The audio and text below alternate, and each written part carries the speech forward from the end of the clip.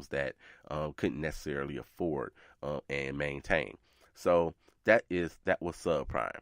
So subprime basically is back. Now they're not calling it subprime; they're calling it non-prime. They're calling it non-prime. So don't be fooled by this. And this is what some non-prime people are doing now. So they're saying that you can be approved for a mortgage with a score as low as 500. So if you're between 500 and 600, you can be approved for a mortgage. And the amount of mortgages that you can buy, how big of a home, how much it costs, is pretty astronomical as far as I'm concerned. If you're gonna have a lower credit score, so they're doing that. They're back. They're back. So I'm going to caution you. Please don't fall into that trap. Don't fall into that trap with the non-prime. And unfortunately, people that are disadvantaged in poorer neighborhoods and whatnot that have lower income, those are the people that they target for those, because the American dream for years and years and decades and centuries has been to own a home.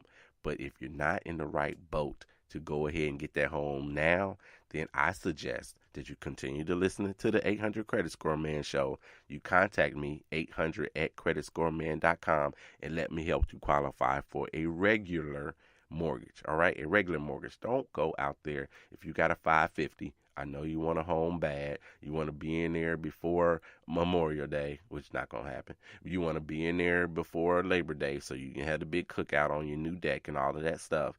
I want you to caution yourself, and I want you to get your credit scores up the correct way. Don't want you back in the same boat that you were before they got you that, that 525 credit score. So within these non-prime things, here's what that's what they're doing. So they're taking, lower credit scores. Even if your debt to income ratio, which is different than your debt utilization, your debt to income ratio is higher, then they're also accepting those as well. Now, debt to income means this. So your income, so let's say you make $60,000 a year. You divide that by 12, that's $5,000 a month.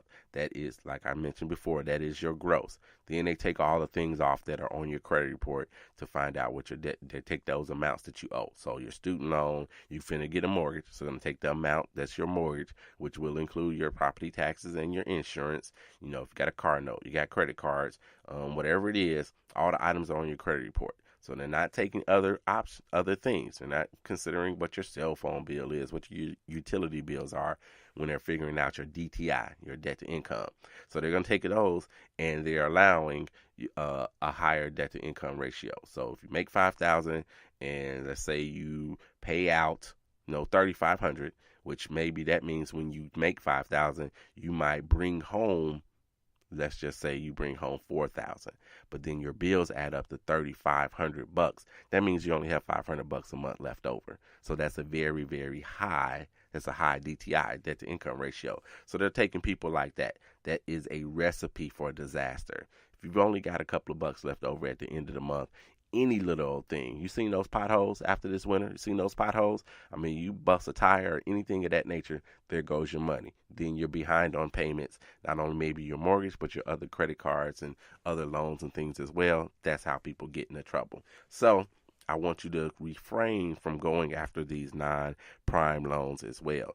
Even Fannie Mae, not that they have gotten in on the deal, but Fannie Mae, whose debt to income, their debt, their DTI, their debt to income ratio, was 45%, have raised it to 50%. So they're allowing you and approving you for loans if you have a 50% DTI at this point as well. So I just want you guys to caution yourselves and make sure that you do the right thing for yourself in the long run when it comes to your credit. All right, you guys, I think that's all I have for you today, but I got to get this shout out, this last shout out, and I want you guys to listen to this shout out. So I got a shout out, happy birthday on the 15th, which is tomorrow. Roy Hudson Jr. birthday is tomorrow, and so I want to give him a shout out. You talk about the very, very definition of a day one. Roy and I have been friends forever. Like, we don't even remember meeting each other, not because we don't remember when we were 6, because we met each other as actually babies Our parents were friends. We lived on the same block. We went to the same Catholic school. Shout out to Holy Angels. We went to the same church. Shout out to Trinity Missionary Baptist Church over in Gary, Indiana. We went to the same church after high school. He went out to the Army. I went to college.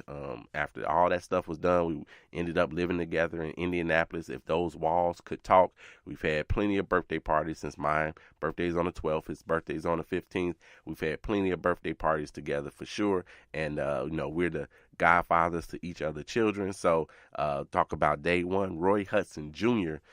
Is my man. So I want to wish him a big, big happy birthday.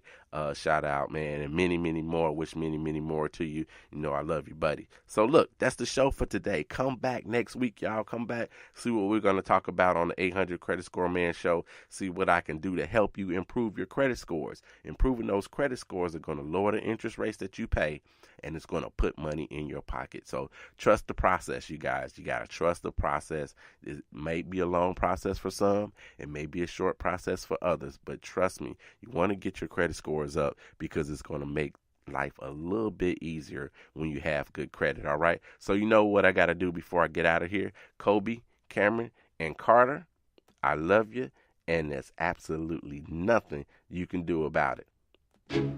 I'm out.